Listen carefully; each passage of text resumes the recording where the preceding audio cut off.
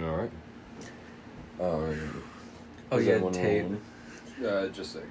What's that? I mentioned it to him. I'm gonna somehow, if I could teach either of you guys to be a dungeon master, make a Jakuson one shot. Bro, that would be a fucking great special episode. Mm-hmm. Holy shit. It would.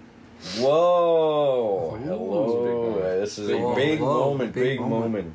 We've been waiting to do this for a long time. Hello, everyone. We are the Torellos, a crew of writers, indeed. The writers' room, here to speak to you about our anime, Jakuson no Yokubo. This has been in development for a long time. Nearly a decade. Nearly a decade. Yes. Purely by them, may I add.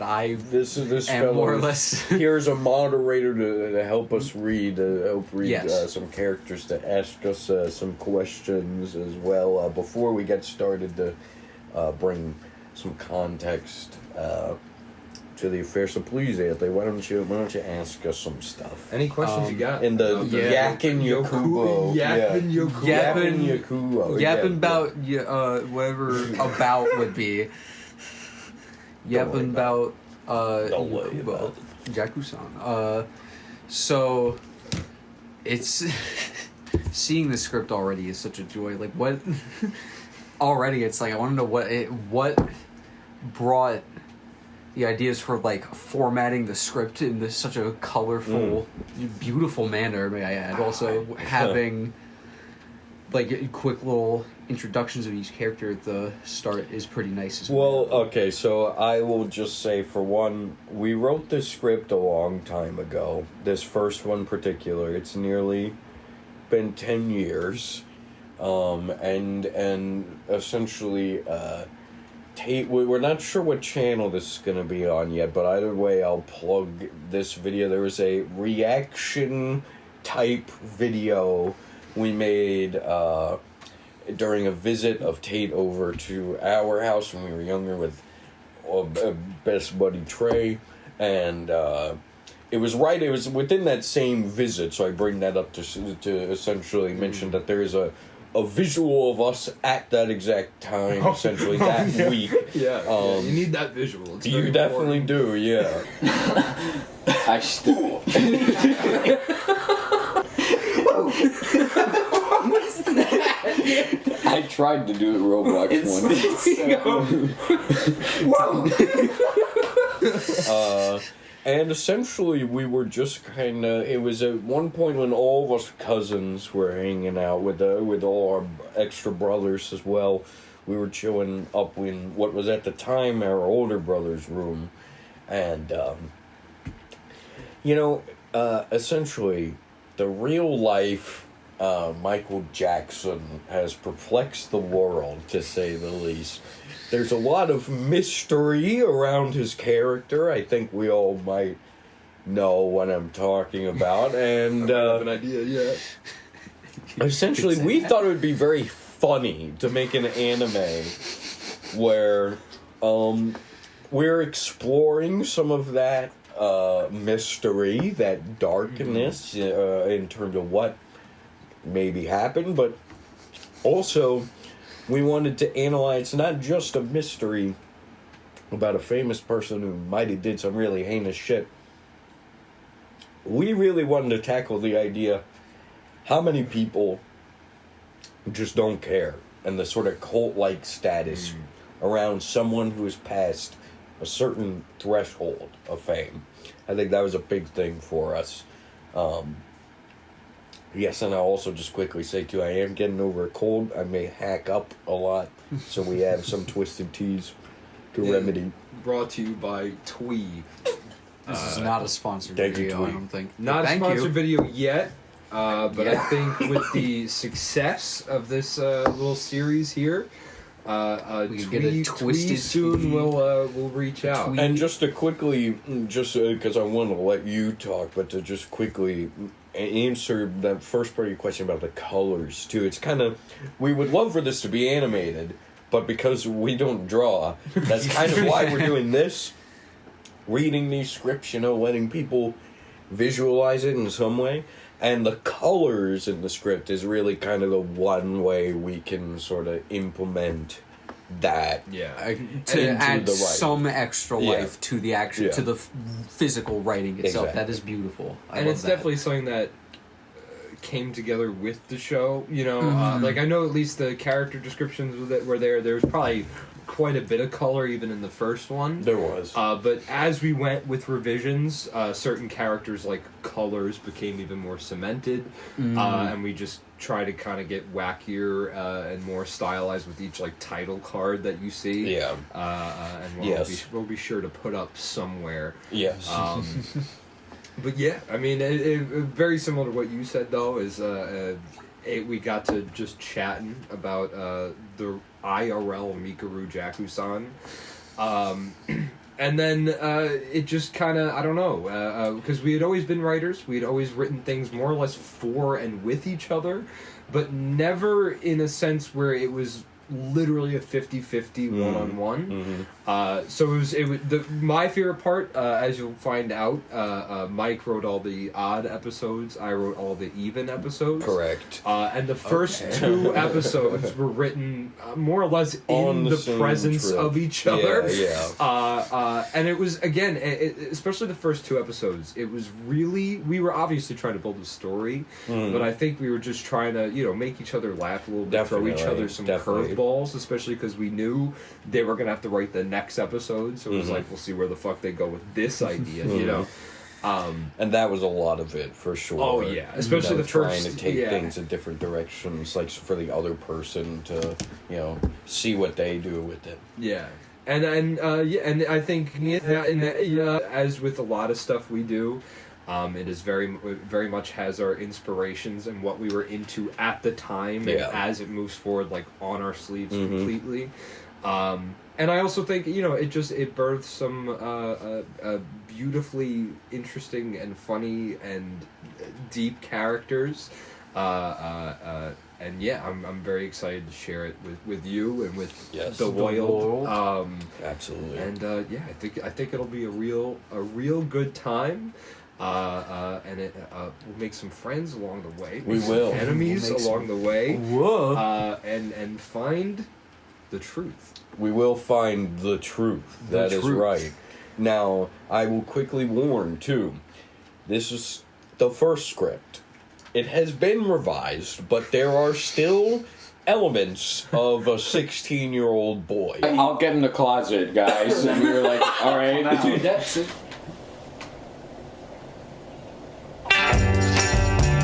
Here. Yeah. So I just want that to be abundantly clear. Wherever Now, you see Jakuson, there's a 16-year-old boy not well, far. that's That's what also you meant, yeah. Well, I Not Trey. Tate was going to be my gay sister. partner. So, I feel that will add some beautiful charm to this. charm will be found. Yeah. Oh, yes. Undoubtedly. But yeah, and as this is the first episode, where certain characters are going to be doled out to one of the three of us. Yes. And yeah, I'm sure certain voices, certain intonations and accents will age better than others as we go through the series. correct. Yes, we'll see. We'll see what is happening there. To be fair, in the writing itself, the only accents I really hearkened on were the other honky ones, like us, like the Aussie accents, because that too. To give a general setting, we decided, there was kind of a lot that spilled out in our conversation. I don't really remember what the birth of it was, because it was just kind of some joke we started rattling around, and then once the detective angle came into it, of this like classic noir detective in an anime trying to find Jakuson.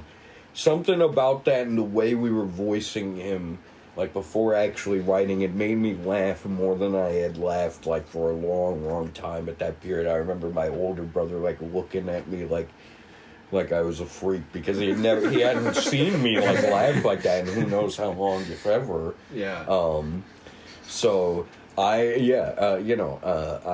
just really hope that we charm you all just a little bit like we charmed ourselves with this. And hopefully we charm Twisted Tea into a sponsorship of this series.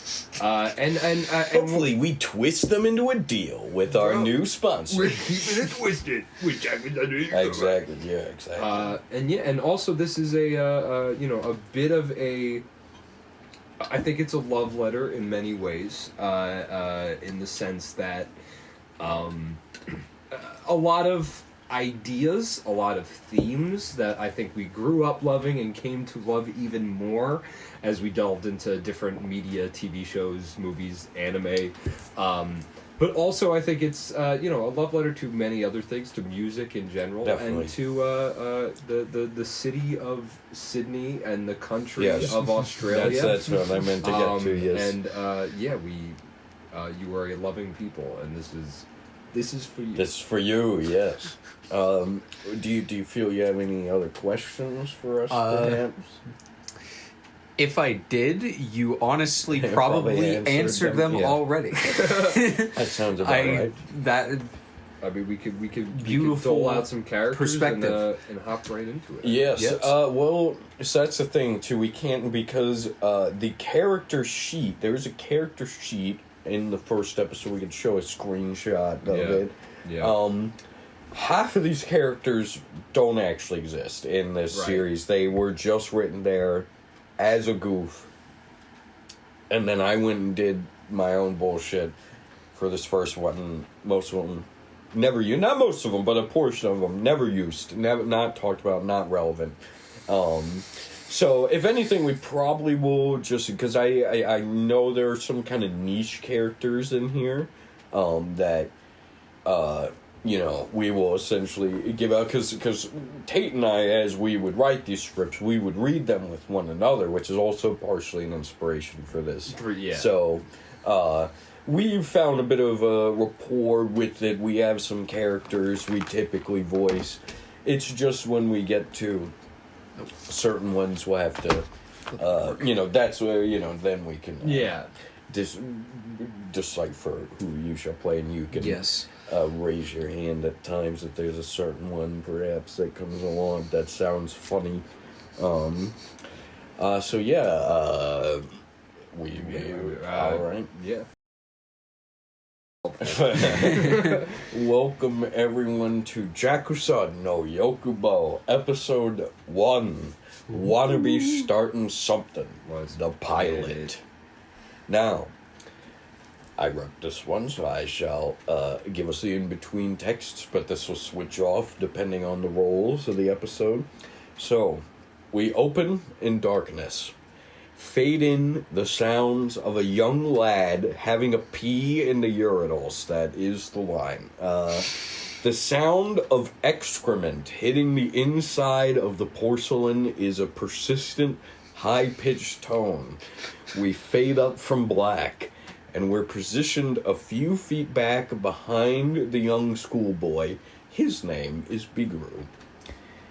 Credits begin to roll out in the bottom corner of the screen as Biguru casually responds to the call of nature. We hear someone slowly shifting through the bathroom, followed by the slow creaking door, which, usually has a door stopper underneath. It is being closed. A lock turns. As we slowly push in on Biguru from behind, who is completely spaced out whilst using the bathroom, a string of on-beat footsteps begin to move toward Biguru. The young lad finally takes notice, and purely from fight or flight instinct, Biguru jumps in place. Thankfully, he has great control of his aim and spread, so no mess was made. Keep it clean. That is also in the script. Biguru It is. rolls his head around like a fallen top, throwing a quick glare, over his shoulder, before zipping up his fly all hastily, he shudders into conversation, trying to talk to this apparent stranger for a moment, at least in an attempt by Biru to shake the slight embarrassment he feels. Biru turns a full 180 towards us. He immediately begins to ramble. Yeah! Oh, you? I'm sorry, sir. I'll hurry up and be on my way now. Biru feels around his pockets and reaches around his pants. I promise to go back to class in a minute. I just really had to, I was just so nervous. I don't think I brought my hall pass. But I'm in a rush, really. I'll be quick. You're not going to tell my teacher or anybody, are you? Biru turns back to the urinal to do his thing. There is still no response from the stranger. Biru grows a little more worried, looking back behind himself in multiple jointed double takes. Duh! Why are you looking at me like that, sir? I told you I'll go back to class right away. At least let me finish first. Silence. Biru slowly sinks into horror, realizing that this strange figure does not want to let the poor boy go. A whacked-out, glitchy drone begins to quietly hum in from under the scene. The standstill shot seamlessly pushes into the POV of the unseen figure. We approach Biru aggressively. What? Hey! What are you doing? A pair of pale, decrepit arms with a white glove on the right hand slide out from under a thick purple cloth. These hands graze over Biru's face softly. Biru is completely transfixed by these actions, therefore he cannot move. The hand that is uncovered subtly begins to turn a sharp shade of green. Without another second passing, these hands grab a hold of Biru, the left hand on his shoulder, and the right hand over his face. The music screams out, blaring with loud horns and organs, since Biru cannot express his own fear. The young boy resists, but to no avail. He shrieks muffled screams of horror. We remain in the POV as Biru struggles for his life. Stop! Stop! Please God, stop! As Biru struggles, the two skinny arms become riddled with veins, and the purple cloth morphs back into black leather. We finally cut away from a POV behind this struggle. We pull out. The grown man, a rather petite man, in fact, gets his arm under Biguru's shoulder while keeping his white leather glove over the young boy's face and holds the husky schoolboy over his head. The leather man runs Biguru's back through the stall door and into the tiled walls. The shot remains still and in place, as if even we are too scared to intervene. The leather man pulls a small black wooden box out from his breast pocket of the badass 80s cowskin he dons. The man holds it above his head while looking down upon the squirming Biguru as if this is something he should recognize. Without skipping a beat, the leather man kicks the stall door closed. Biguru cries out in a struggle, but this is interrupted by his own whimpers and the painful sounds of flesh being beaten. We hold still on the shaking stall before slowly pulling away. Biguru begins to grasp for air while shriveling in tears. No, please. What did I do? Fade to black completely, with the horrible sound of Biguru crying in anguish. Main titles fade up from a very sinister orchestral cue to relieve us of the tense music /scene. Jakuson no Yokubo. Fade to black. Cut to the first /main series OP, which will be described here as such. Oh. So let me play the song Before for I you just, both.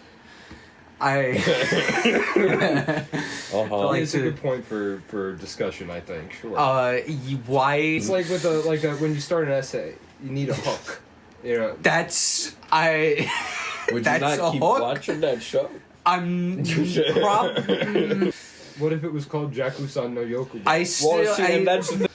It is not meant to be played for jokes or No. anything like that. The only part that is remotely funny is just like, you know, the initial like from Right. that character. Oh, yeah, no, I But definitely- otherwise- it certainly It's made me not feel a meant to little be bit of fun. dread. Yeah. So with that, Anyway, yeah. Now the intro, here's the first this epic opening. song. Oh shit. Oh wait. Please give me a minute or two just to clear my head. Cause all I know, yeah, I understand. Yeah.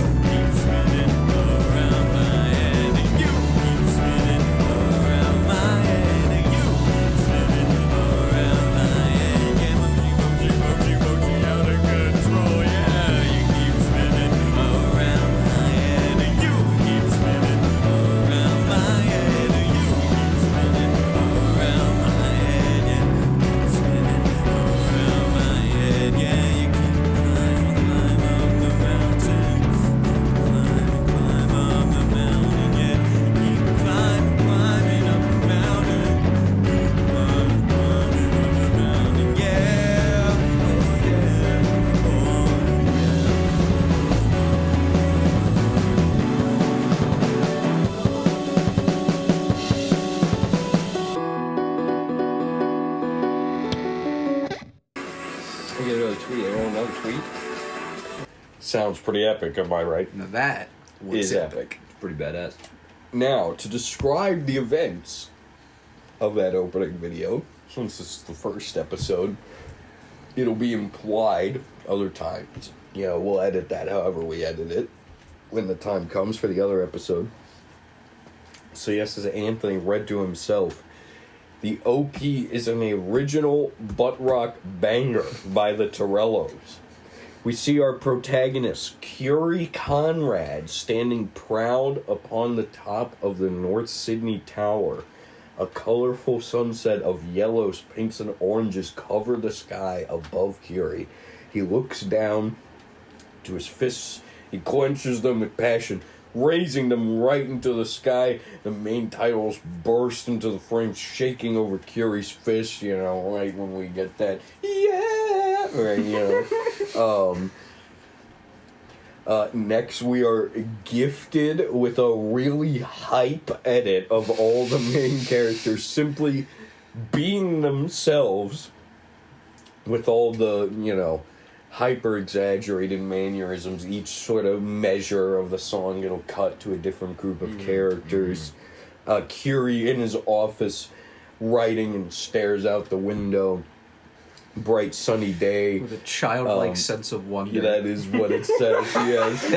Kanoho, his loving wife and former crime-solving partner, walks into the office and puts an arm around Kyuri.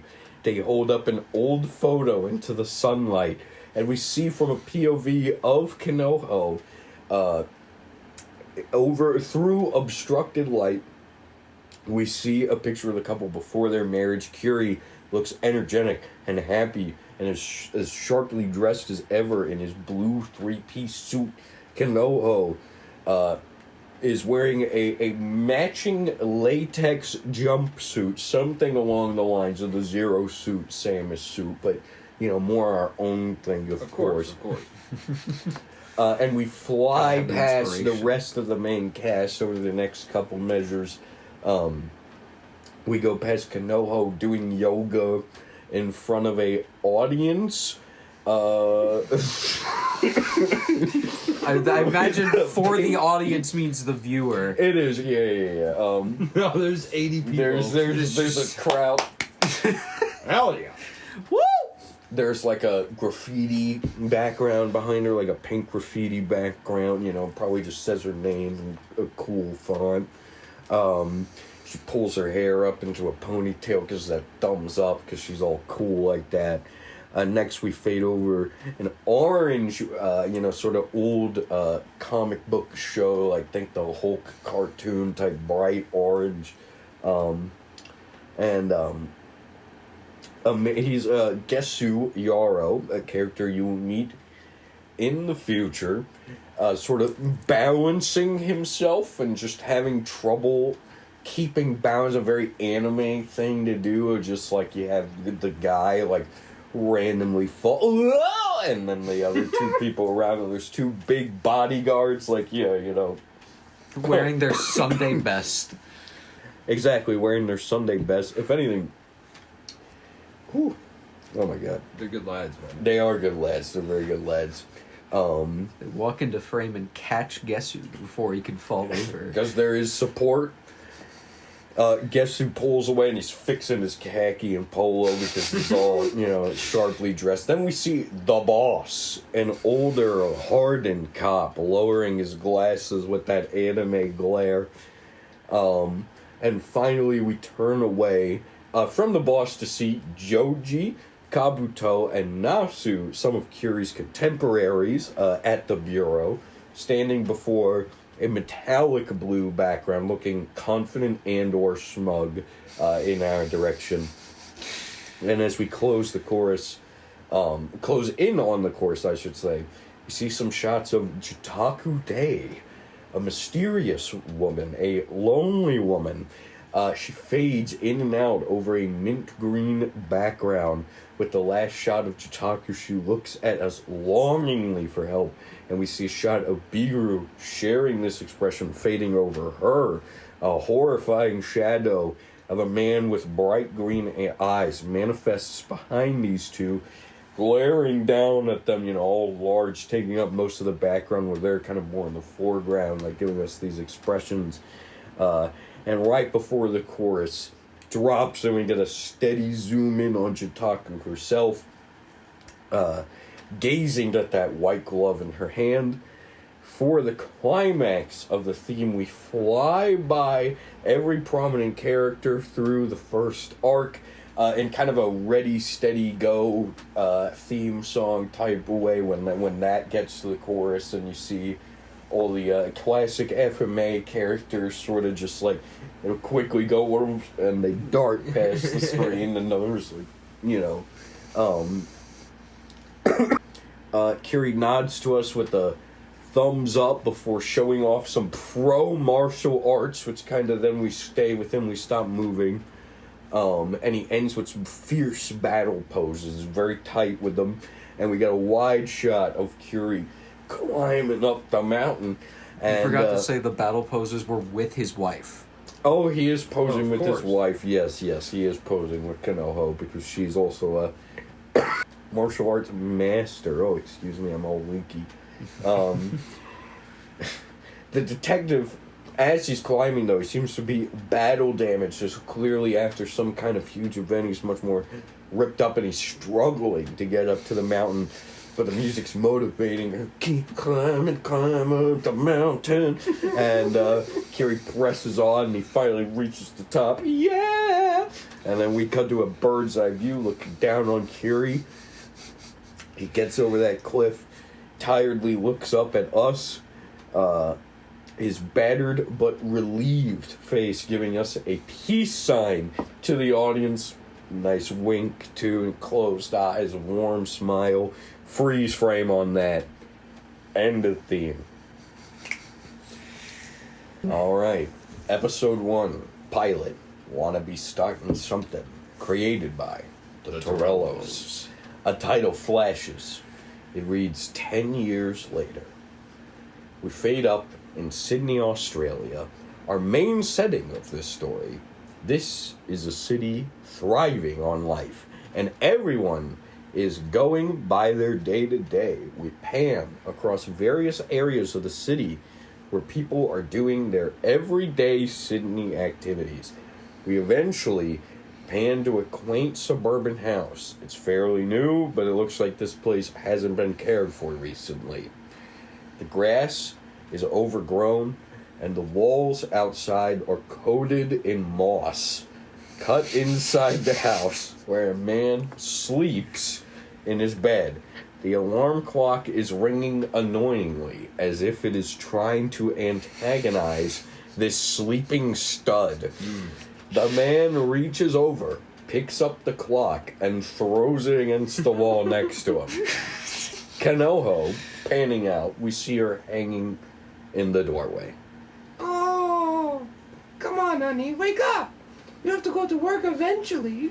I know you're angry about your shallow coworkers, but you can't blow off everything just because of some naysayers. Pan to our hero, Kyuri Conrad, hiding under his sheets. He's not quite ready to face the day. What is the point of going out to one's job only for the work to be unrecognized? The force has been this way for years, and yet I couldn't be farther from the truth in any of my work. But that's not what they want, is it? I feel as if I've completely been stripped of my dreams and all that I once knew. My dreams and ambitions, will they be sucked from my soul for good? Now, all I have is a memory of what could have been a case that could have been solved. People that could have been saved. Sweetie, Sorry. sweetie, you need to go. Give me a minute. I got it. Alright. Just no one else can laugh. It's all over. Alright. Thank you. Alright. Alright. He's gonna fuck me up. That's such a long-term attack. Alright. God damn it, that just got me. Sweetie, you need to go to work so we can pay for the house, Kyuri-san. Not to mention that we need food soon. I'm sorry to be so cruel to you in these bad times, but it's like you said, if I'm ever reaching my lowest point, then I need you, that's me, to restore me. That's you. This is not the Kyuri I know. These past few months you've been falling so deep into sadness, and I feel so pointless that I can't do anything. As Kanoho speaks, she walks toward Kyuri and sits at the end of the bed with him. Kanoho, it is I who has been cruel to you. As Kanoho herself begins to get emotional, Kyuri turns back towards her, clearly being affected by what his wife is sharing. Some days I want to run the bureau myself and quit for you. I can't stand to see the pain it brings you, the lack of resolve. I can hardly contain my own tears when you walk in some days. I almost feel like I can see the sadness looming over your shoulders. Yet I remember every day what you used to tell me so many times when I felt my own pursuits in life were meaningless. Do you remember, Kyuri? I don't remember. Kanoho is at first surprised, but then she smiles through her teary eyes. Of course. It was so long ago. But I won't ever forget it, Kyuri-san. You said to me, follow all of your dreams to the very end, or else they'll fade away, like an old memory. Do you remember that, Kyuri? Kyuri?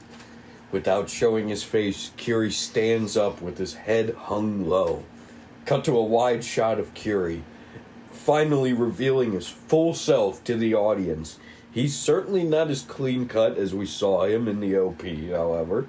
Kyuri has rather long hair for a detective, though a proper shade of pitch black. Some strands of hair drop over Kyuri's face, almost making him look a little artsy. His cheeks are darkened by a 5 o'clock shadow, and his eyes are draped with bags. Kyuri stands there with 2 thumbs up and a glistening smile. Now that is the Kyuri we saw in the OP.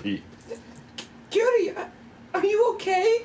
You didn't start drinking yet, right? Kyuri approaches Konoha with a confident stride, as if his cold demeanor just before was a theoretical performance. Instead, Theatrical. yeah, theatrical. Theoretically. Instead, the detective turns into a vastly warmer and friendlier tone. Pledges to the court with an earnest smile.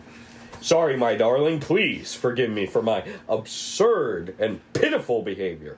This old dog can get a bit lazy sometimes, but he's not going to let his honey starve under his own roof. Your love and wisdom will always awaken my true self when the going gets rough. Now that's the truth. Oh, and please forgive me for not remembering those conversations of ours. I never would have thought my advice held true to anything. If you gave me a pop quiz of all my inspirational quotes, I'd be sure to fail. Kyuri picks up an old white button-up from off the ground, throws it over his body and arms in one slick motion. The man actually looks somewhat sharp despite his groggy awakening. Kyuri turns to Konoha with a cheeky expression across his face. Cut to Konoha with wide eyes, which turn into a warm smile so warm and sweet that her cheeks force her eyes to shut. Cut to Kyuri in his living room making coffee whilst tying his tie. Some angelic music falls in under the scene. Konoha enters, helps Kyuri tie his tie, and neatly, while her husband happily sips some coffee. Konoha grabs the cup and shares a few sips of Joe rather romantically. Kyuri gathers his things and marches out of the house towards his somewhat dusty black 90s VW Corrado. Konoha stands on the porch and waves goodbye. Goodbye, Kyuri! Have a good day, okay? Certainly, my love. Have a pleasant day yourself, Konoha. Kyuri gets into the car. He seems to exude optimism despite his apparent depression from earlier. Kyuri turns on the car, and the radio immediately blasts through the humble detective's low-quality car speakers. Kyuri flips through countless channels only to hear every station giving news about the 10-year anniversary of Jakuson, the late world-renowned musician's death. Kyuri mumbles over every station as he passes between fading static. Rest in peace to the great Mikuru Jakuson. Can't even fathom how long it's been since we lost. You ever wonder what life would be like without the King's music? You can read the next one, too. He was the lord of Aussie pop, critically acclaimed, beloved superstar and entrepreneur. Now it's a little-known fact to the public, but Jakuson was actually an amazing glockenspiel player. Wow, I did not guess that! So much to know about that man! So much we barely even got a clue! Kyuri continuously changing stations is now sinking back into the mood we saw him in earlier. If only you knew. Hallelujah, Jakuson!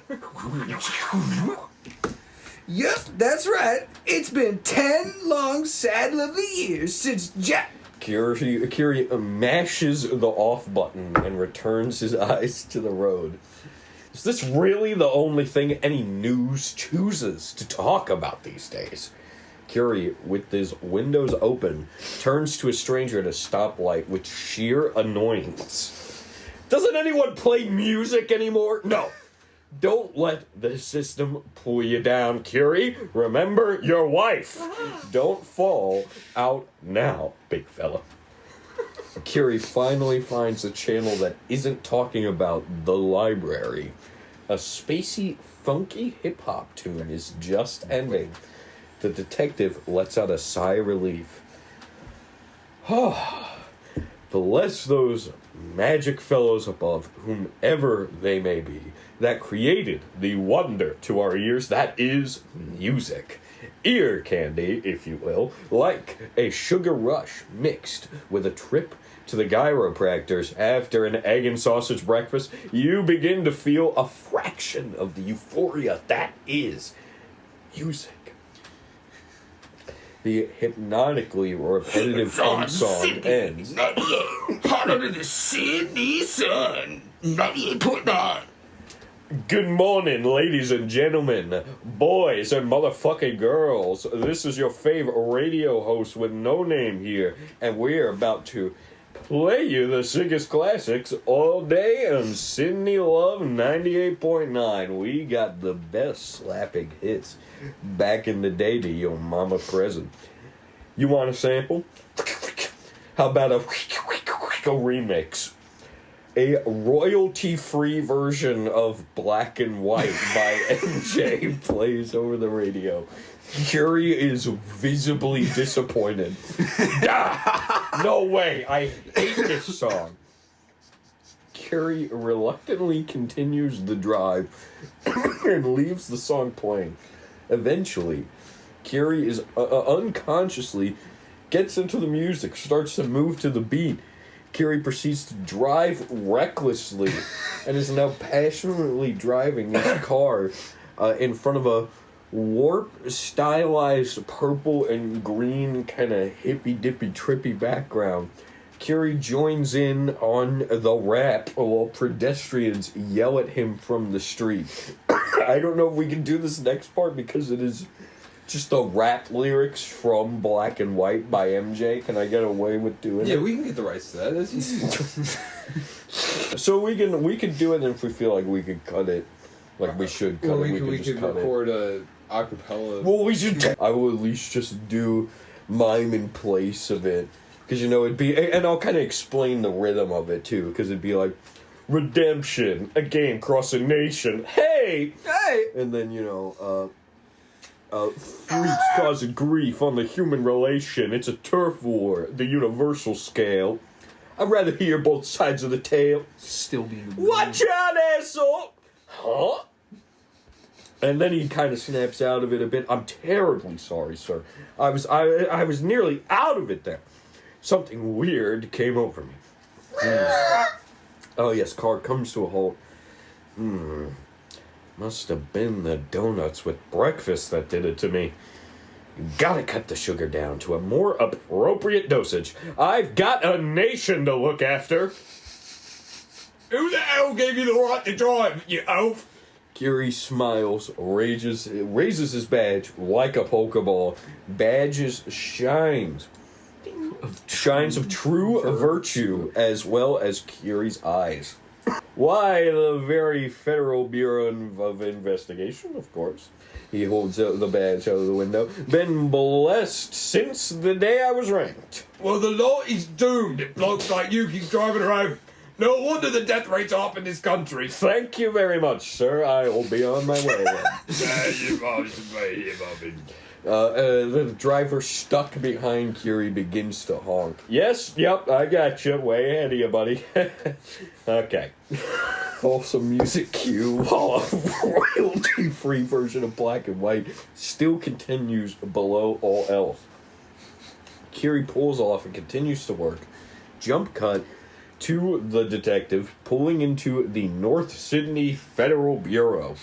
A long tracking shot raises from above Kyuri's car to the front doors. of the quaint law house. The outdated car parks in a rather tight spot with smooth elegance.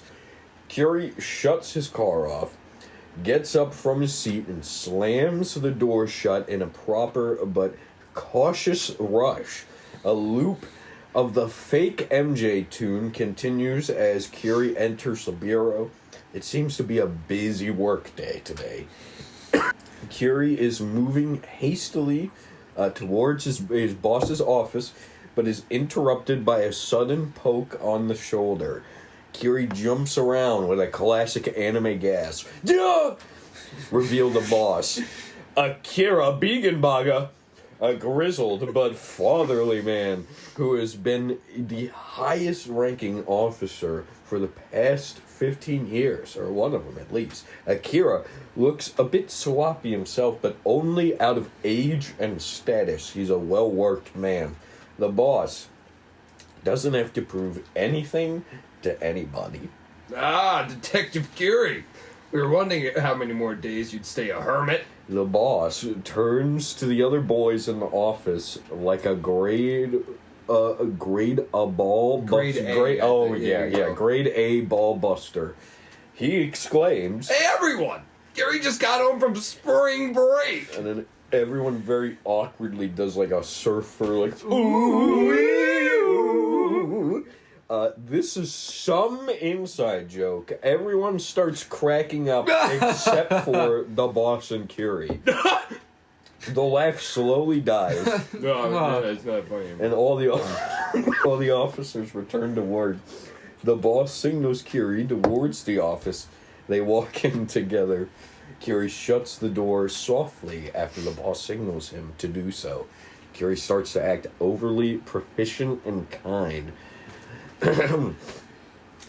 Hello, sir. Firstly, I must say that I am very sorry, sir. But yeah, I give myself the most humble greeting, sir. And nice time today, sir. Love what you've done with the office today, sir. Thank you, Kyuri. But you don't have to do this every time you greet me. No one is forcing you to be a gentleman, that's for sure. We would, however, love for you to do your job every once in a while, detective. Yes, sir. Of course, sir. Sorry, sir. I will do much better, sir. You can count on me, sir. I need you to stop it with the sirs, please. You're driving me nuts, kid. Right. Of course.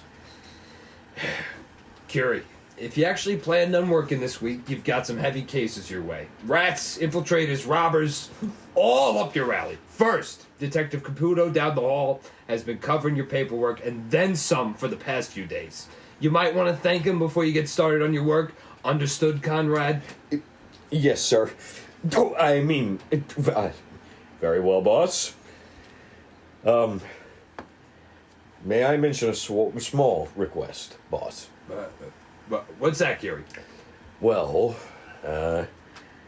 since I've come back, could I? No. Black and white abruptly cuts off. The scene from this point on is structured like a one-on-one cop convo in a 1940s noir film.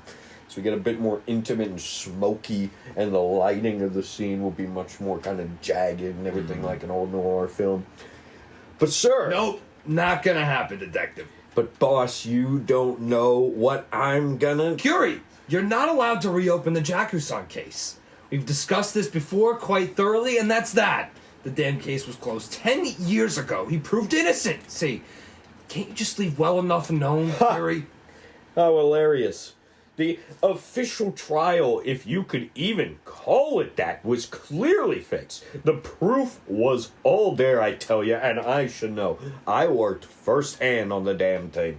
Christ, the man's own work was testifying against him. Now that has got to tell you something. Now, I'm not a fella who's all that... who's all that is in tune with his emotions. I'll have to work on that, but I truly feel in my heart that Jakuson was in fact never innocent. The 10-year anniversary is coming tomorrow, and we need to take this down from a celebration to a congregation. No way, Jose. It ain't happening. The fight is over. You hear me? What do you think? You can just show up when you want and do whatever case you feel as you please? Well, not in this bureau, kid. Now go on. Catch up on your work, and that's in order. Right on it, boss. Kyuri leaves the office. Kyuri turns towards the file room, but walks past the gym along the way. Kyuri walks back towards the gym and looks inside. Well, jump cut to a close-up on Kyuri's kicks. They make a sound like a whip cracking. He's got those fierce kicks. Cut to a full shot of Kyuri's shadow boxing in the dimly lit gym. It's a quaint place for a young officer to train, all things considered. The detective's blazer hangs on a locker behind him, and his button-up is hung open. The sleek tie undone over his sweaty shirt. Kyuri whips his kicks with a fierce strike. He holds his position perfectly with the kick up. It is kind of a matrixy shot. They also did in Power Rangers. Kyuri slowly pulls the end of his leg back like a steady piston. He holds his knee high and straight. Deep breath. Silence. A fly buzzes across the screen from the locker to the hard concrete before Kyuri's leg. Kyuri spots the fly, and in an instant, he whips the wall with his metallic kick, cracking the brick surrounding. He's got that real Tai Chi mastery of his energy. Cut to a close-up of Kyuri holding this pose. He stares with his ocean-deep baby blue eyes. Cut to Kyuri's foot on the smashed wall. He pulls back his foot just a hair, and up comes the fly, zigging and zagging through the air and back to the detective. Cut to a close-up on Kyuri holding out his finger. The fly lands upon the edge of his fingertip. Cut to a shot of Kyuri looking down upon this common housefly like a piece of gold. Sheesh, you scared me there, sport. You better get back to practicing your form, or else I may accidentally swat you one of these days. Thank you. The fly does a fly dance, which I have seen them do. He does. The fly is in. He has a line in the script. That's what I did. No, yes, no, thank you. Yeah, no, you killed it. If it was silent, I would have been like, Anthony, you did the fly.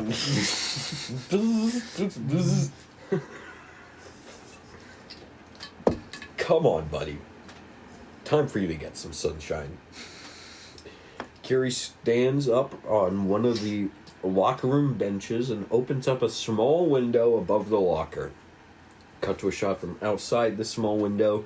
The fly rises from Kyuri's finger and calmly returns to the outside world. Knock him dead, kiddo.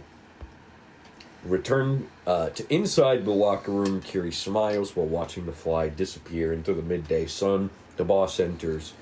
Kyuri remains in awe of nature. Oh. Let's think about the fly, sorry. Looky here. The Tin Man is yet to rust.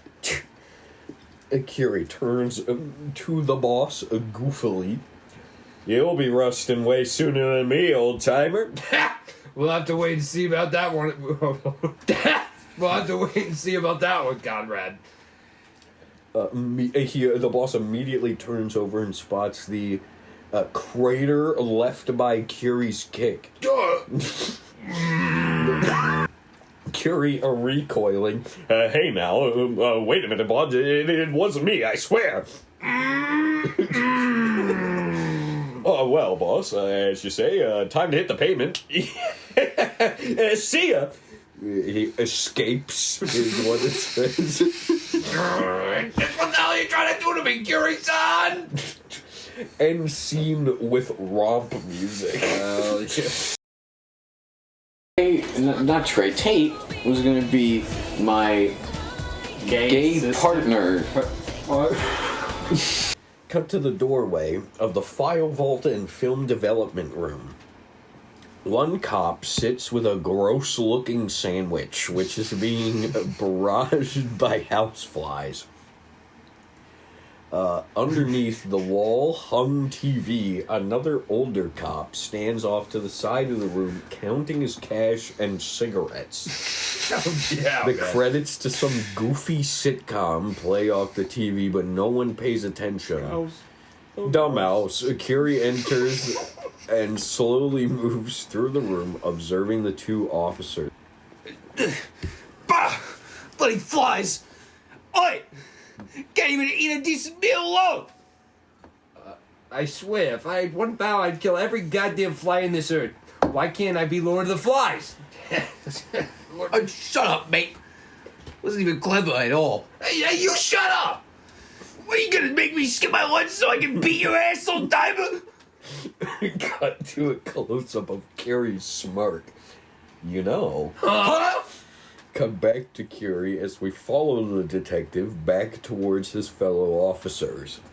Flies come off as so annoying to us humans because they constantly emit CO2. We're programmed to reject carbon dioxide, of course. Yet, that's what all flies exude. Isn't that amazing? Blinking. Yeah, well, I still don't like them. They annoy me. Same here. If they all quit bumping in my face and shitting on my plate, then maybe I'd give a rat's ass about flies. But I don't. And lucky me, they're everywhere. That's what do you want from me? Well, detective, most flies wouldn't care much for the taste of your meatball parm. What flies want is your sweat, which is why they're all going after you in particular. Cut back to Bart, suddenly looking a lot sweatier. Ah! My what? It's like I need you to understand, like most, if not all, of his lines have been in all caps. This man is upset. He's not okay. Not having All it. caps with about 8 exclamation points.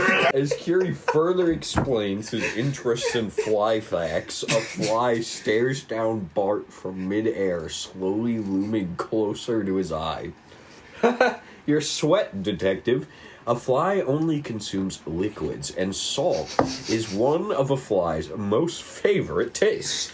Despite their dirty reputation, a fly can actually help to spread as many nutrients as bacteria. Just be careful when they land on you. They'll be sure to defecate upon landing if they feel it's safe. Now, isn't that something? God, enough with the fly talk!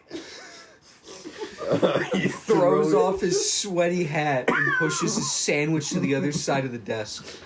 Most of the flies follow the sweat-sogged hat. Bart begrudgingly pulls out a box of donuts. One fly remains circling around Bart's sweat-ridden forehead. Kyuri has a sort of chuckle with himself, then looks to the notes from his boss regarding which case to work on today. Alrighty then, back to the old grind. Kyuri moves to a file stand and starts flipping through folders upon folders of newer cases. Cut to the nerdy officers Stone and Bart from across the room, flipping through many channels on the TV at an equal pace to Kyuri's working speed. Eventually, the cops settle on the news. We see a report being given on the Jakuson library. Kyuri notices the story and watches carefully. A newswoman, it says Margot Robbie-esque.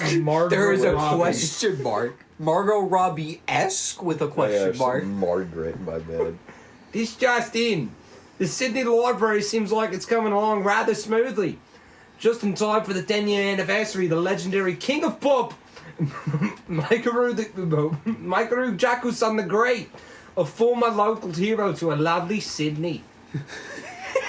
It says a honky ass. So you gotta do this right, man. That's right. There we go. It said that Jakuson loved to spend time in Sydney, moving through the streets of the city like the rest of us, with his wife, one and only wife, the kind Jitaku Dan. Oh, that's lovely.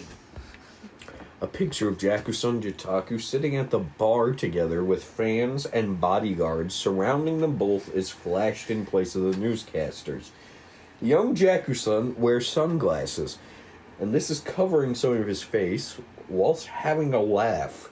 The young Jitaku looks off to the side with a complacent smile, yet with softly solemn eyes. Cut to Kyuri, noticing these minor details within the newscast.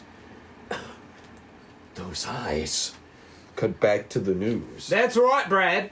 But Jakuson wasn't just a hero to Sydney. He was a hero to the world. To all of us.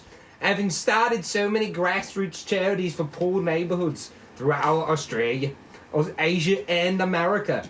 Not to mention all the work he did for the educational system and... Cut to Kyuri sinking back into his upset look from the beginning of the episode while the newscasters mumble on. The detective just can't seem to separate himself from Jakuson, no matter what. Cut back to the lazy officers watching the TV while Bart eats an entree of frozen... An entire dozen of creamy donuts. I always thought that was a shame that such a good guy had to die so soon, you know? Who knows what kind of music that guy would make today if he was still here? Or maybe he'd move on to even bigger things. Politics or something. Can't you just see it? Jakuson, world famous superstar, now leader of the free world. Whatever it would have been, I'm sure he would have done it well. They didn't call him the king for nothing, you know. Cut back to Kyuri, who has no real response to this detective's Jakuson love, seeing that Kyuri can't reciprocate. Yeah, you could certainly say that. Kyuri turns around to exit. He looks back at the Jakuson tribute once more, then puts his hands in his pocket and slowly moves into the file room. Bart and Stone notice Kyuri leave. They look to one another before speaking. Mate, one day that guy is gonna get cut loose. When he does, he'll take back all that food away. He'll do anything to put every gritty detail into light. You just better hope he's on the right side of history. You said it. Guys like him, they don't take prisoners.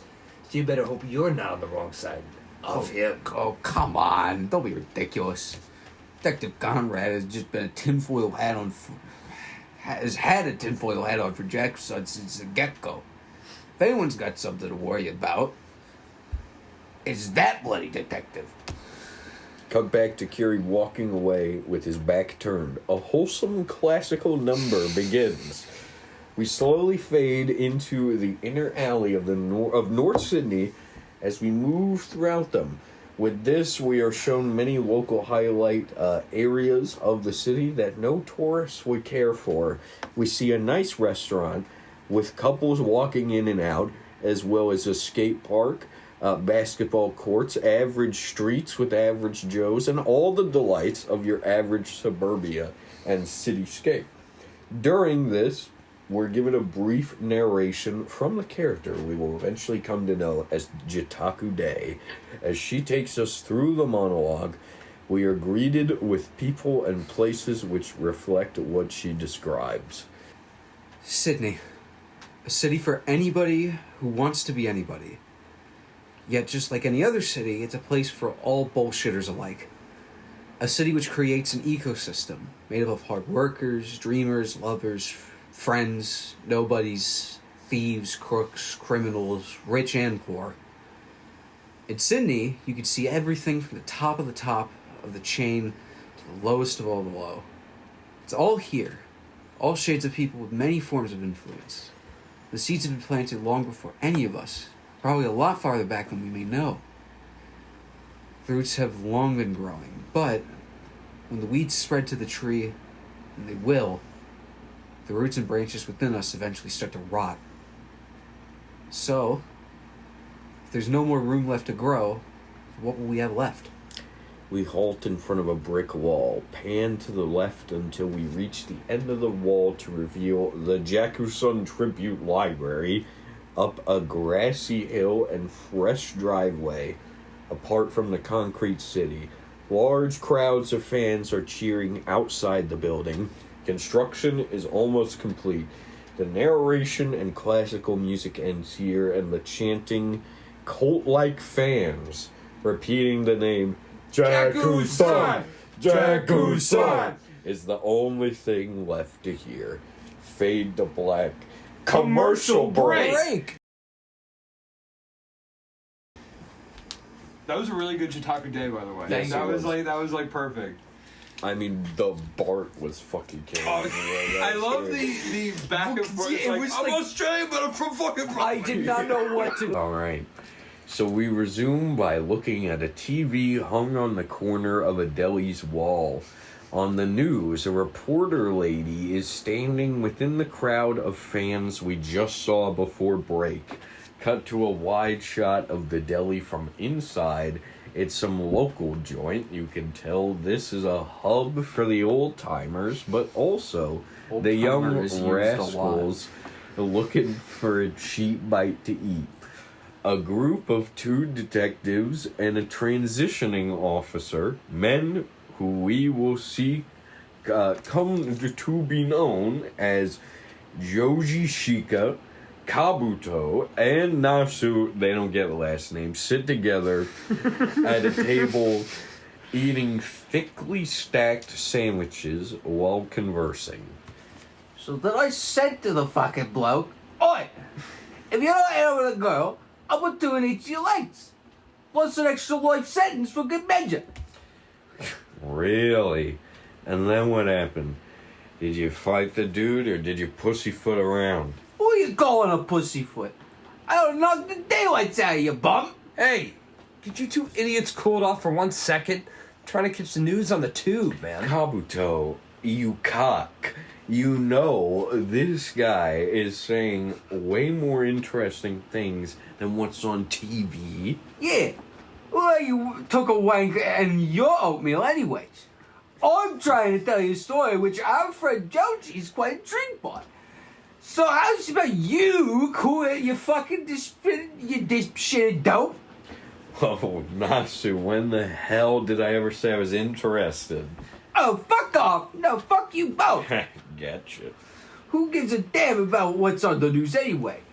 For all I care, anyone who watches that rubbish is a half-loaded wank. Kabuto jabs Nasu perfectly in the nose from the end of the table. Oh!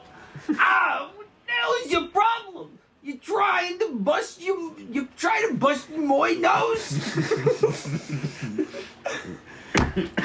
I told you to shut the hell up. Have some respect for once, Nasu. They're talking about Jakuson and the new library being built in his name. This is real important stuff, especially for someone born and raised in Sydney, such as yourself. Grow some ears and listen to what's around you for a change. Nasu mumbles and grunts to himself as the conversation continues. Oh, that's right. I almost forgot it was the 10th anniversary tomorrow. Time flies. Tippy toe. Typical rookie talk. Shows the kind of fan you are. Between you two and that damned Kyuri, I hope no one in the future of the Bureau with these pathetic minds around me. Christ, all right. Someone's got a complex. The door opens and a little bell rings. The 3 men turn over to see who entered. It's none other than Detective Kyuri Conrad, who is sitting in the door ever so innocently, standing in the door ever so innocently. Cut back to 3 detectives, even more angered than before. Ah, come on. Really? You shouldn't be now? Of all people, why can't I just enjoy a meal with having to worry about that goddamn Detective Kyuri Conrad?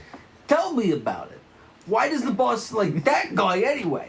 He's never around to carry his own damn weight. Well, anyone else's. He's a little bum if you ask me. You're back to New York. Yeah, you just go back to New York. like it. I just fucking revert. No, I think it's like good. New York. No, I like that he goes back and forth. He's an Australian Brooklynite. That's pretty good. At least you don't have to do that damn fool's paperwork.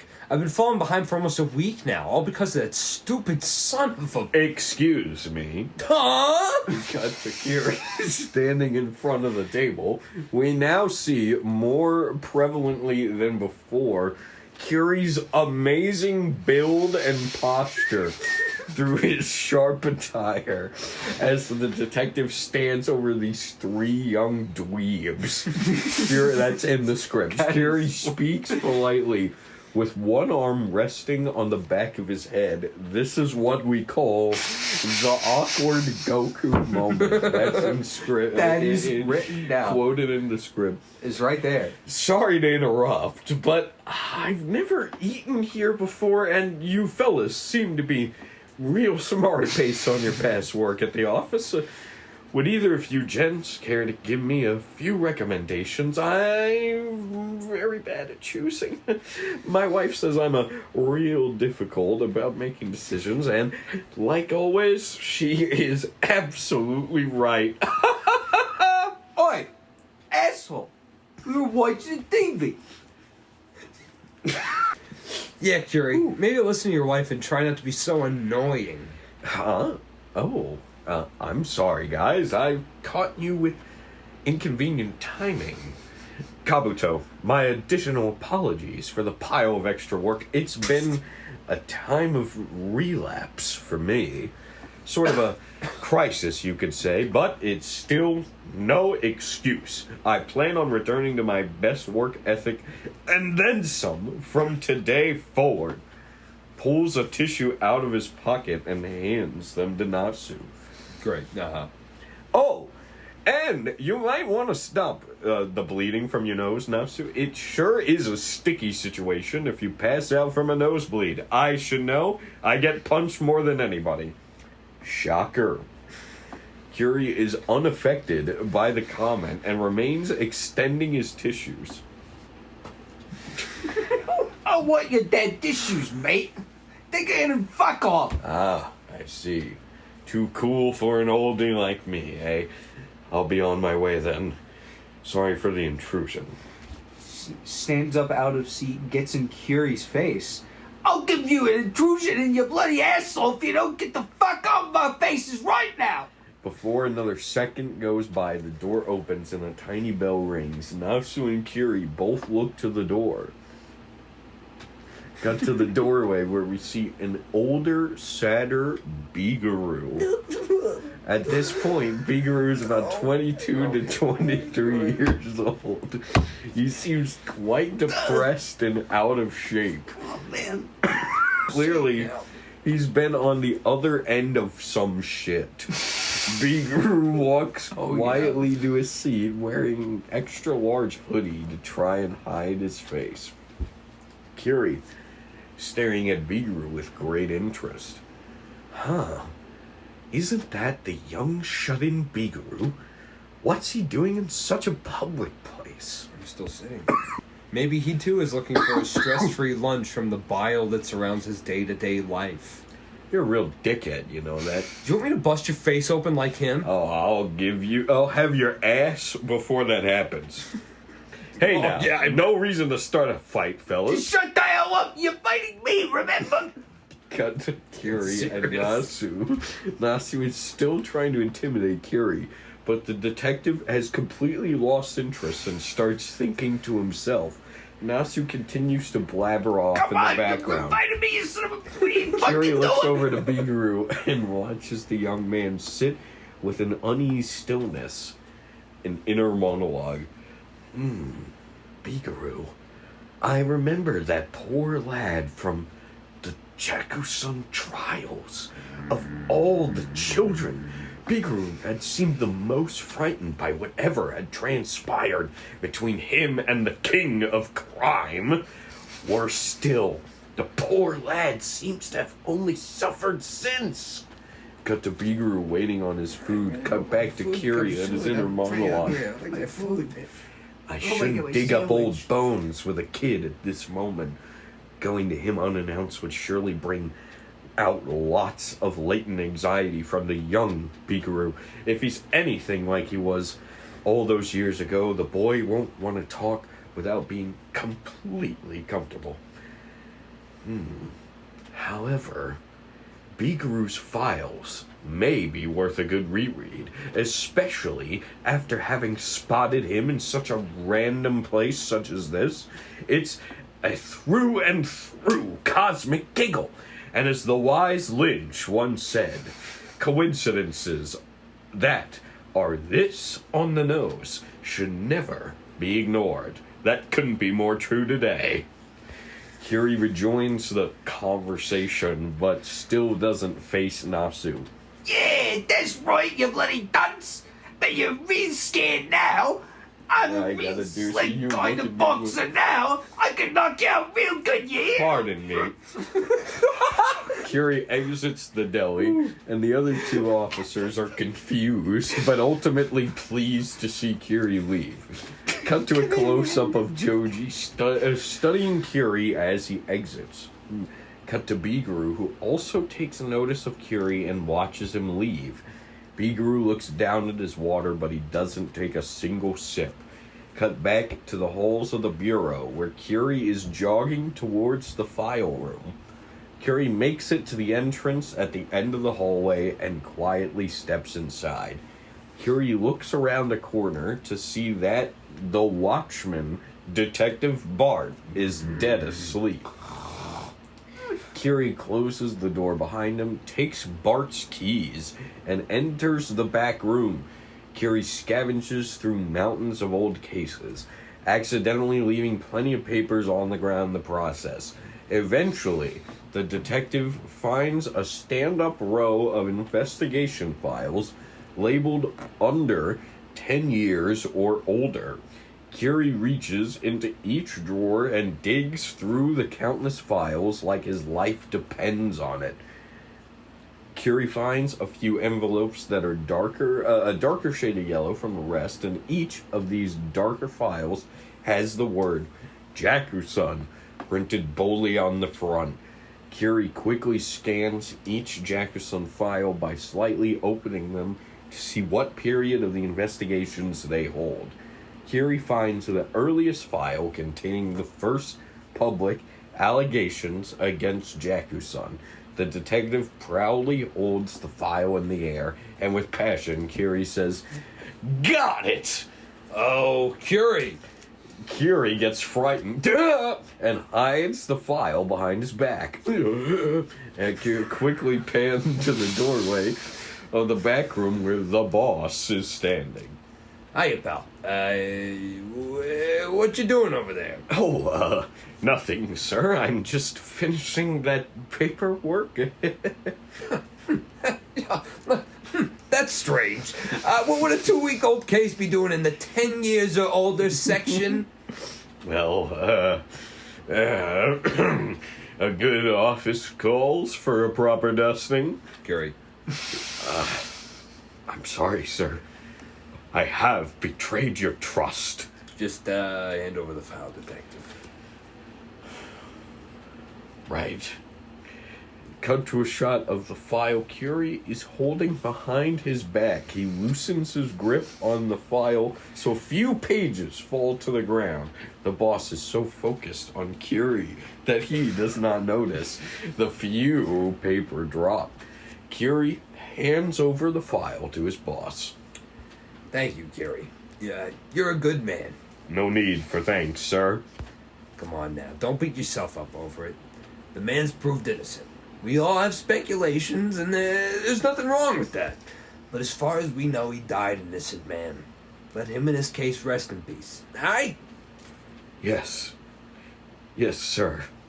Now I'm gonna keep this in my office, okay? Sure thing, boss.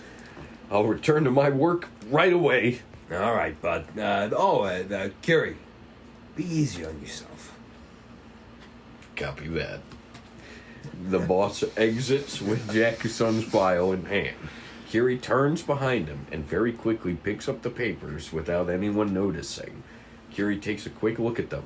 One is a paper which gives a background check on Jitaku Day, Jakuson's widow, along with a news article that entitles, the of North Sydney Boys High School. And the headlight photo is of the school and the young Bigaru. Kyuri folds up the papers and stuffs it into his suit jacket pocket, then darts out of the room. Cut to Kyuri eating dinner at home with his wife. They're having a chat. The TV is on behind them. Neither of them are paying any attention to it. I'm very glad you went to work today, Kyuri. It has been so sad to see you out of your vibe. Well, let's just hope I can stay away from the bad vibes, then. So, are you putting Jakuson behind you? Of course, babe, of course. It's all in the past now. They smooch. Meanwhile, an old movie is playing. Kanoho turns around and says, Oh, look, Kyuri! It's one of Jakuson's movies, our old favorite, too. What was it called again? Cut to a slow zoom in on Kyuri, very worried, then cut to the TV. It shows old footage of Jakuson dancing while many people are standing around him cheering his name. There are also many famous faces featured in the shot appreciating Jakuson's performance. We cut back between Kyuri and the TV every time we do. We pull in a bit more and more on Kyuri and the TV respectfully. Suspenseful music builds as quick red and blue flashes of a dancing man's silhouette over Kyuri's worried face. The last time we see the silhouette, it is very muscular and a scary sort of again vague anime green eyes illuminating very brightly, but it is still hard to make out the actual face. Then, somewhere in Kyuri's subconscious, we hear a judge slamming down his gavel. The music cuts as Kyuri jumps out of his seat. Duh! Kyuri, are you okay? What happened? No. No. It's nothing, dear. Just a bit more coffee than usual today. No worries. I will be okay. I just have to use the restroom. Excuse me. Kyuri walks into his room, locks the door, then he walks into the bathroom and locks that door as well. Kyuri opens up the mirror and grabs a deodorant container. Kyuri pops off the top, pulls out a cigarette stuffed with the wacky kind of tobacco. Wakey kind of tobacco. The wakey kind of tobacco, yeah. That's good. Yeah. Kyuri lights it, takes 2 big puffs, and then takes a seat in the tub. Kyuri pulls out the papers from his jacket, I imagine, I wonder, right, and begins to read over them. First, Kyuri starts with the newspaper, and as he begins to read, flashbacks start to play out over the scene. Tense music starts as we fade into the flashback. Bigaru is limping out of the bathroom with a bloody nose, a broken wrist, and ripped pants that are hanging down his leg. Oh God! Oh my God! Someone please help me!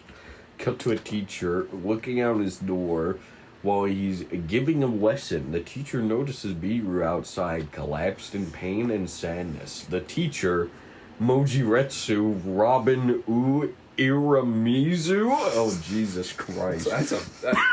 He runs out to Bigaru hastily and helps him up. Mr. Uria. Bigaru, are you okay? I... Oh my God! Oh, fuck! What's happening to me? Sorry. Okay. It's not funny. It's not. What happened, Bigaru? Just calm down. No one's going to hurt you. Do you remember who did this to you? Mojiretsu gets up and turns towards the direction Bigaru came from, pointing towards the bathroom. Cut to Mr. Uria, angered and concerned. He turns to the kids in his class and says, Kids, I need one of you to call the nurse. Use my phone on the desk. The rest of you come out here, make sure Bigaru is okay, and notify the nearest teacher. No one leaves. Everyone must stay together. Understood? Right. Okay, yes, sir. Yes. Mr. Urea sprints into the bathroom and sees a streak of blood on the floor. Urea follows it to the other end of the bathroom and yells, Hey! Who's in here? Speak up right now! No response. The tense music builds louder as Mojiretsu slowly walks through the bathroom and checks each stall carefully. Finally, when Mr. Yu gets to the last stall, dripping can be heard from inside. A small stream of blood trails out from the stall, and then we hear a brief scuffle. The teacher immediately calls out, Listen, stranger, you got 5 seconds before I bust this door down and beat you your fucking heart! Cut to the stall door, then cut back to Mr. Yu. 5, 4, 3... The teacher preemptively kicks the door down. When he does, the tense music cuts out. Cut inside the stall, it's empty. A window high up from the stall is broken, but it's too small for any person to crawl through. Confused, Mr. Yu runs to the window and scans outside the outside area to see 3 janitors talking to each other as they laugh and walk by. What the hell? I swear I heard someone. Mr. Yu looks down at the blood. He's quite spooked now. Mr. Yu Iria walks out of the bathroom and looks over to Biguru with concern and utter confusion. Fade to a few hours later, where Biguru is talking to some cops, but we can't hear what they are saying to each other. Mr. Uria walks over to try and talk to Biguru and the cops, but they turn Mojiritsu away. We won't hear this conversation for a while. Cut to a close-up on the young Biguru sitting in the back of the ambulance. The car doors close and the truck drives away. Mr. Yu stands disappointed and then turns back in front of all the students. Mr. Uria gives a suspicious look as they drive away. Cut to a shot of the teacher's worried/sad face. Jump cut back to Kyuri smoking in the tub. Inner monologue. So they never found the suspect, yet this paper was left among the Jakuson files. It happened on the same day as the trial. So, clearly, there must be some correlation here if it was kept with everything else. The question is, how? I wasn't there at that scene, but maybe if I set up a talk with Biguru or this old teacher of his, then maybe I'll get his side of the story. Thing is, it was clearly a traumatic event. The anniversary tomorrow will be too much for him to deal with. I suppose I'll speak with Biguru at a later time after the anniversary passes. It takes time to open up a broken man, so I won't rush it. He flips through the pages, takes another puff. However, suddenly there's a knock on the door. Baby, are you okay? You've been in there for 15 minutes. Also, you know you don't have to lock both doors. You shouldn't be embarrassed. Thank you, dear. Everything is all right. Kyuri takes a last look at the background check of Jitaku Day. Kyuri has a little smirk to himself. Cut to Konoha waiting outside. Kyuri walks out of the bathroom very professionally. I'm sorry, Konoha. Dinner was lovely, but something has come up, and I've got a lot of work to do. What happened? What's wrong? Nothing major, dear. I wouldn't want to worry you over it. Save me some of your delicious grub. I apologize that I can't finish dinner with you tonight. Wait, Kyuri, are you sure you're okay? If there's anything wrong, you know I'll protect you. It's nothing like that, Konoha, I promise. Everything will be all right. Sleep well tonight, Konoha. Don't worry. I'll be up tonight. I made your favorite. I want you to eat it with you when you come home. Konoha, I'd be lost without you. I love you, and I will see you soon. I love you too, Eddie. Please be safe. They share a big hug. Kyuri leaves the house. We pan to Konoha, looking very worried for her husband's sake. Konoha turns and walks into their room, looking at an old picture of Kyuri and Konoha standing together in their prime. It's similar to the one we see in the intro. Kyuri is in a slick metallic blue suit with a shiny badge displayed on the blazer pocket.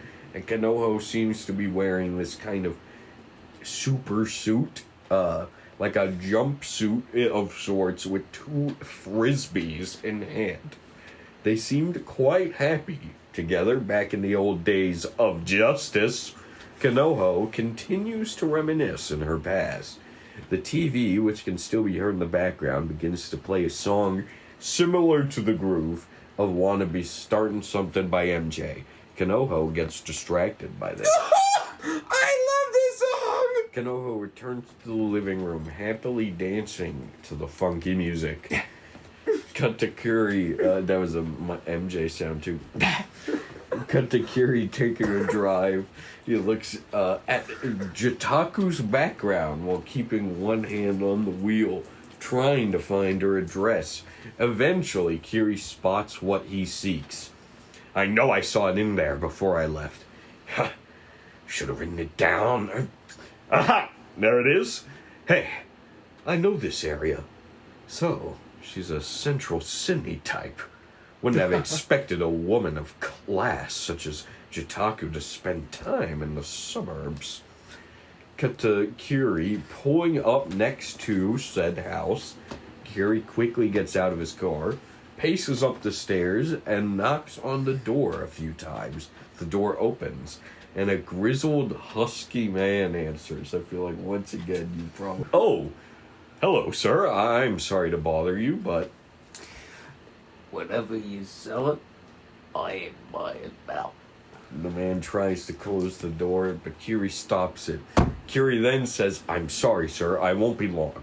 But I am looking for Miss Jitaku Day. This is important business. Oh, please. You people come here break, and you always gotta tell your crazy Jaku face and she ain't living here no more. Sir, I'm the FBI, and this info is integral to an ongoing case. Now, I'm afraid you'll have to answer a few quick questions, but then I'll be out of your way. I'm not telling you shit. You got no give warrant. it louder. Give it really... I'm not telling you shit. You got no warrant to be here. Besides, this day doesn't need any pigs bothering her. Now you get your ass out of here. I've been a bodyguard almost a decade and I'm still cleaning up a mess. The husky man tries to close the door, but Kyuri throws it open. Kyuri tries to speak. Sir, from one serviceman to another, your disrespect is unnecessary and unwarranted. All I need to know is where she went. You fucks make me sick, you know that? Polluted my damn country. I don't knock the daylights out of you for trespassing on my property. The husky man thinks he's landed a jab, but then the shot reverts to slow-mo, and Kyuri, calmly but swiftly, dodges to the left of the attack. The husky man, with his fist in the air, watches Kyuri as he shifts around him elegantly. All sound cuts, but... return to normal speed and sound as Kyuri locks into stance and sends a quick but effective jab straight to the husky man's lower rib. His lower rib. An inspirational tune can be heard faintly. The husky man is sent back a few steps with a little blood leaving his mouth. He tries collecting himself. Know this, mister. It is just exclamation points on No, that line, was the perfect so noise. that's a good interpretation. Did like that was a great Of what that sounds like. famous like scream with the will what is it called? The Wilhelm scream, yeah. That was like really It good. was. And back to Kyuri, music increases in volume. I was born and raised in this lovely land of ours. This is my home. My blood is here. Do you understand? However, this plot of land you have here is indeed yours. In this country, you can remove a trespasser with reasonable force if necessary. So tell me, sir, are you being reasonable with me? The husky man screams in shock and anger. The husky man gets unnecessarily aggressive and throws another punch at Kyuri. Kyuri, without skipping a beat, ducks under the punch and comes back with a fierce uppercut, slamming the man's jaw and giving the husky man a hard fall back onto his coffee table, which then collapses under him. Kyuri's badass theme cues in, so I'll play hit that. play it. This is we get to finally hear Kyuri's theme, although we won't hear all of it yet.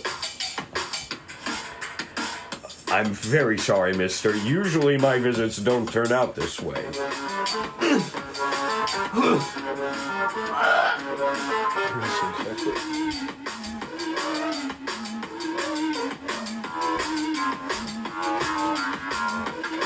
Alright, hold on.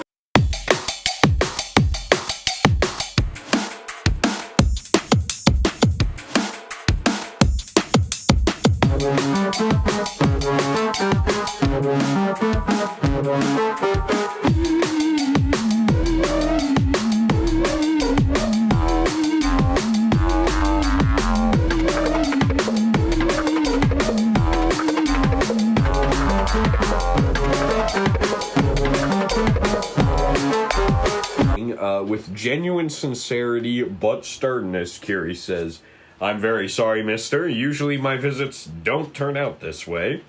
The husky man gets up, shakes off the hit. He looks to Kyuri like a bull ready to charge. Now, sir, I don't suggest you try to pursue me. While I may be a professional man, if threatened in this line of work, I am not very forgiving. Unfortunately, if this job calls for violence, then I am prepared to fight, as I've already shown. So please, tell me the location of Miss Day, and I will leave you immediately. Oh, you're a real gentleman, detective. Allow me to thank you for your kindness. Nah! The husky man runs at Kyuri and tries to tackle him, but Kyuri casually moves out of the way. The husky man, now very pissed off, lets out a primal battle cry and engages Kyuri by throwing countless punches his way. Kyuri dodges the wave and deflects the next, which trips up the ex-security guard. Kyuri moves in with a hard headbutt to the chin of the husky man. The man is hurt, but he comes back from the hit and slams his body into Kyuri, sending his back into the wall, cracking the exterior and knocking down a few pictures as well. I always wanted to make a big squeal. Hi-ya! The husky man runs towards Kyuri with overconfidence. Kyuri shuffles out of the way and pushes along the back of the man's head, sending his face through the molding of his own wall. Kyuri grabs I start calling him the fat man now in the script too. I'm not gonna do that. The husky man by the back of his dirty shirt and and throws the fatty across the living room into his own love chair, which after falling backwards also collapses from under him. Kyuri walks over to the husky man, who is bloody and out of breath. Music returns to a more inspirational tone.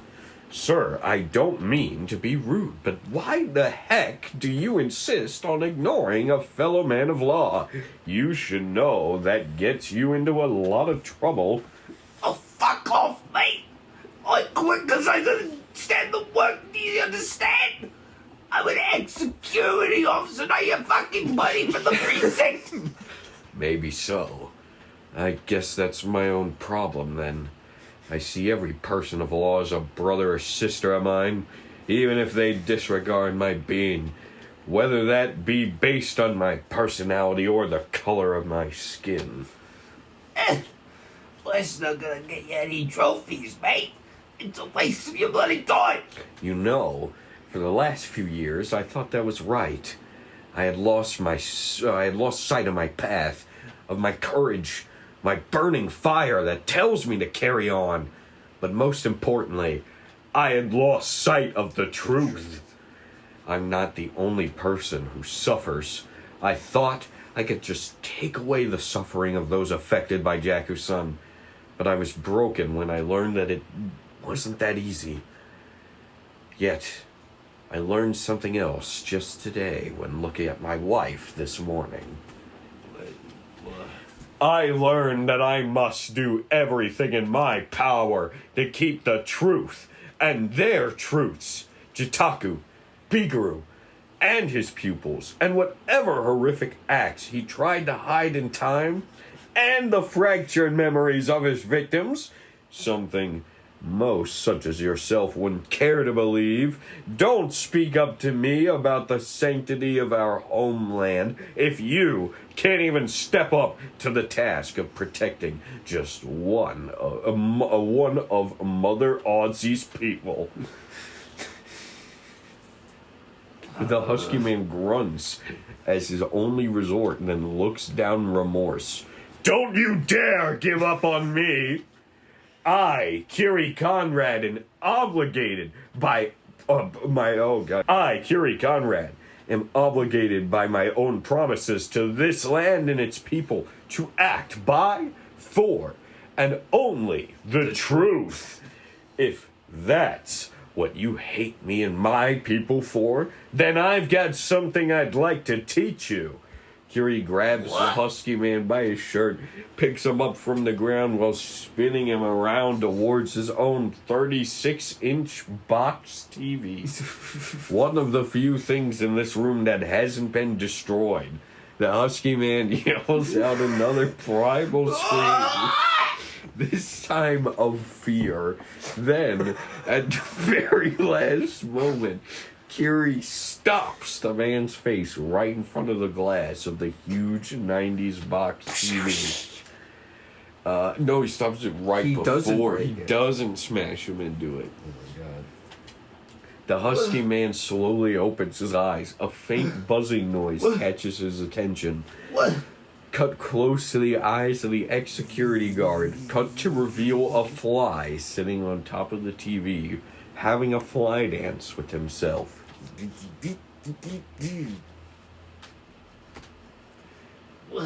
What? Cut to a full shot of the situation, a wide cut to a then cut to a close-up of the detective standing firmly behind the husky man. Do you see it now? Cut to the husky man, locked in a gaze with the lone fly. Cut to another wide with Kyuri holding the man's neck from behind, keeping his eyes locked onto the fly. All of life is precious, and if you view it as less than your own, let me be the first to tell you you're dead wrong. Think about that the next time you judge someone out of your own hate. Kyuri lets go of the ex-security guard. They face one another. Kyuri reaches inside of his pocket with an overly serious look on his face. No. Please, don't shoot. Kyuri shoots his hand out from his pocket, at which the husky man flinches. He opens his eyes to see Kyuri's detective badge being held in front of his face. Huh? Cut to a badass frame of Kyuri standing proud with his shiny badge in hand. The name's Kyuri Conrad, if you don't remember from before. You should know my name if you plan on writing a complaint to the Bureau. What? Complaint? Yeah, for the damages I have done. He returns his badge to his chest pocket. And, speaking of... No, please, Relax, sir. Don't worry. I never pull my gun out on you, especially not an unarmed man. What a good guy. The husky man slightly calms down. Kyuri shuffles a little more through his upper pocket and pulls out a moderately skinny money clip and 5 $20 bills. Here, for the furniture and, well, everything else. Places them on the arm of the broken coffee table that managed to stay standing.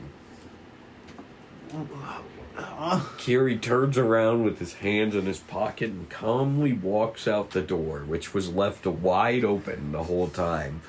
Cut to the husky man choking up after looking down at the fly once more, realizing to the extent of his wrongdoings.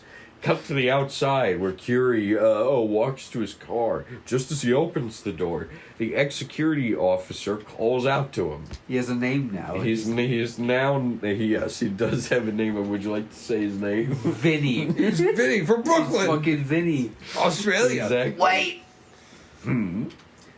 I'll say this much. Jitaku asked me to take care of the place for her. She wasn't sure if she'd ever come back. She changed her name, bought a new place, but had the mortgage for her still with her name. I always lived alone, so it was fine with keeping things as you wanted. Yes, I see. So, how do I contact Jitaku? It's all fucked up. Typo. Listen, I wasn't supposed to tell anybody, but you say it's for something important related to Jakuson. So I'm thinking I'll let you in on this. I assure you, Miss Day won't be angry with you. Not once I bring the crimes of her late husband to light, that is. Which, speaking of, is there anything about that you might know? Not much. The fellas and I only took watch of her when she was alone. Once Jakuson entered the picture, they usually go off in private. There was definitely a tension between the two, but that was for sure. Even the least aware person could see that. Huh. You don't say. I'll keep note of that. Any other guards, such as yourself, I could speak to? Unless you get to Jitaku, in which case they're on her like white on rice. Interesting. Now, what is her name? Jitaku's Day's name is Richie. Huh? Richie? Come back into a mid-shot on the two of them. Yep. That's the name she gave me in case I ever needed her. Tell her Vinny sent you.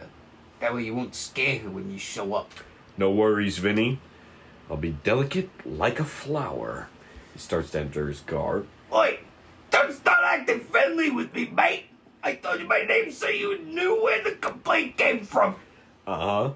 I'll be sure to look for your name amongst all the others. But Vinny, tell me, does a man not defeat his enemies when they become his friend? What are you talking about? Just an old quote, Vinny. Closes the car door, lowers the window, gives a thumbs up, and drives off. Cut to Vinny watching Kyuri drive off into the night. He stands frozen for a moment before walking back inside. He sees the fly still sitting upon his TV. So he grunts in disappointment. An uplifting electro-pop song cues in. Vinny grabs a fly swatter and slowly approaches the fly, yet the fly, completely unbothered, sits there doing another little fly dance. Then he tries to act tough before the fly, but ultimately gives in. Cut to Vinny looking around for a sheet of paper and then a plastic cup, which he uses to peacefully remove the fly from his house. Vinny looks up at the fly leaving, and within an instant, it disappears into the night. Jump to Kyuri, driving through the city night lights. He looks down at the Jitaku Day background check and says to himself, "So, Richie, just what kind of demons are you hiding from? Are these demons of your late husband, Jakuson? whatever may be going on, I don't like any of it. If I happen to be right after all of these years, if I happen to be right after all of these years, then there's far more evil to this man than people chose to realize. Not only that, but it seems whatever wrongdoings Jakuson caused in the past have only continued after his death. Well, no more. No more hiding from the truth. I, Kyuri Conrad, have a responsibility to avenge those lives that have been ruined by Jakuson. Kyuri looks down at the picture of Jitaku, which fades to a shot of her silhouette as she puffs a cigarette out the window of a dark room. Starting first with you, Miss Day. Kyuri drives off into the horizon. Music ends and we cut to black and a stylized title screen with a quirky narration plays out for the end of the next episode. End of episode. And next time on Jakuson no Yokubo, Kyuri has many questions for Jakuson's widow, Richie Jitaku Day, but will she be willing to talk about her past? Will there be enough from this discussion to prove the case of Jakuson being guilty? That is, if there even was a case to begin with. How will Kyuri Conrad ever explain this to his wife? This exciting adventure has just begun, and it will continue. Next time on Jakuson no Yokubo! Buggy Wuggy! And that's how it ended. Yeah, it's definitely... That was a wild ride from start to finish. It was something. It is, it's one of the only episodes that really feel like this, too. It's gonna change a lot. Yeah. But I'm very happy we're finally reading these through. This is gonna be a treat going through all these again. Next time we have your first episode as well. Yeah, I'm looking forward to which that. will be a lot of fun. I'm definitely looking forward to it too. Thank you to anyone who stuck this out. Oh man, Actually, holy. Hopefully you see, maybe you do or don't see some potential, but we'll be back with more of these. We will. And we'll actually see you promise. soon. Yes. In Yappin With Jack'n. With Jakuson. Yup. Not Trey. Tate was gonna be my gay partner.